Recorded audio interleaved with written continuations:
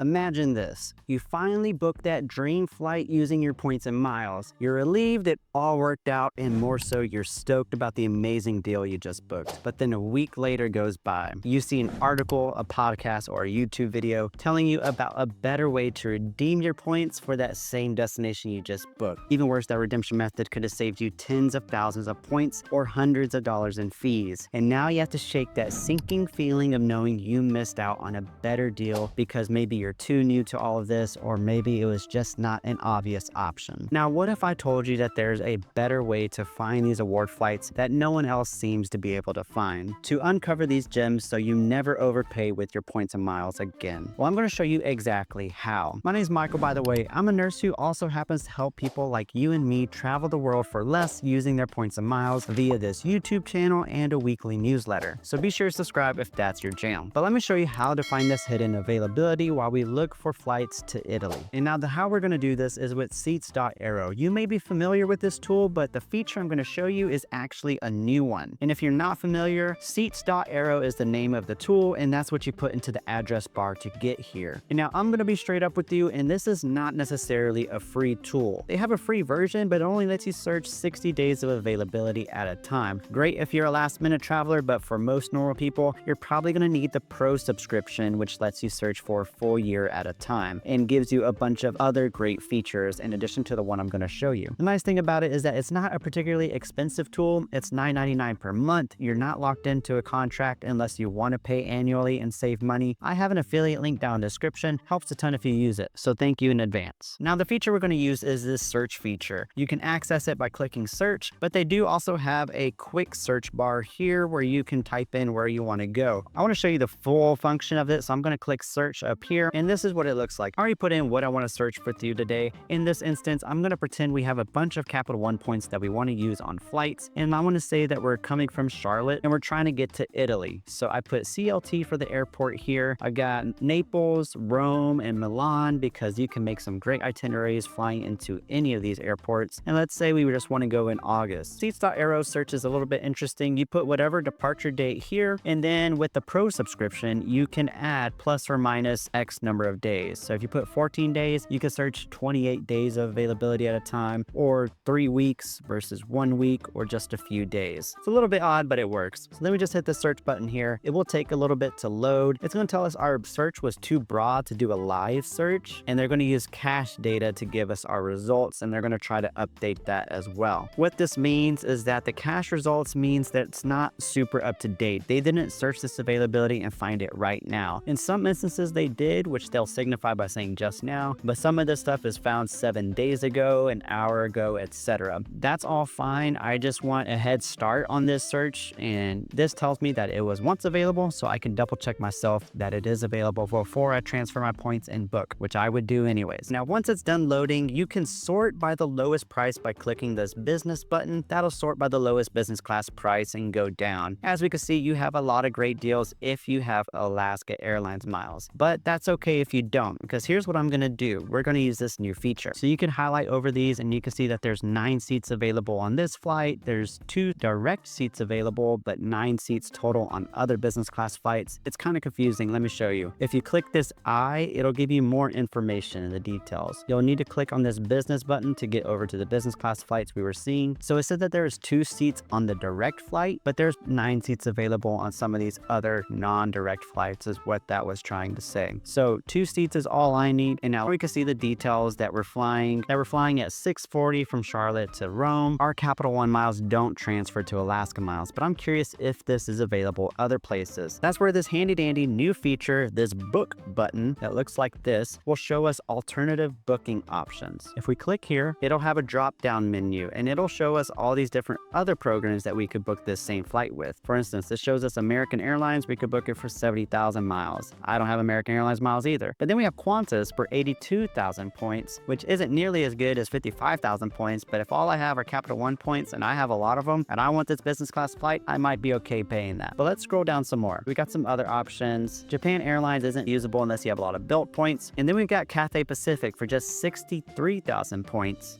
which we can use my free transfer partner guide to see if that is a transfer partner of Capital One. So Pacific is a part of the One World Alliance, which as we can see here, Capital One and Cathay Pacific they are transfer partners of each other. Cathay Pacific is a transfer partner of everyone except Chase and Wells Fargo, it looks like, actually. So this could be a great option for us. Now, one thing I wanted to highlight here is that you've got these confirmed buttons here. This means that Seats.Aero checked this program and saw that there was availability. It will tell you sometimes the time, how long ago they found this flight. For instance, they checked with Qantas 27 hours ago, but they checked with American an hour ago. But it doesn't matter because we're going to check it ourselves anyway. As you can see, it didn't really check Cathay Pacific for us. This is just an estimate based on what Cathay Pacific would typically charge for this flight. So if you click here, it'll actually direct us to Cathay Pacific's website, and Cathay Pacific does make you log in order to search for this availability. So I'm going to go ahead and do that. So after logging in, you may still need to go in and type in the itinerary that you're searching for. Just hit redeem flights and then hit the search button. And then as we can see, there is availability here. You see a lot of one-stop options, but if you scroll down, you see that same 63,000 point flight. And if we translate this into US dollars, it's going to be just $35 one way. So if we look back at our search results, and if we filter just for our options with Capital One points, we'll see that the best option is this flight booking with Qantas miles for 82,000 points and $230. But with this new feature, we found this even better flight, saving us nearly 20,000 points and over $200 with a simple click of a book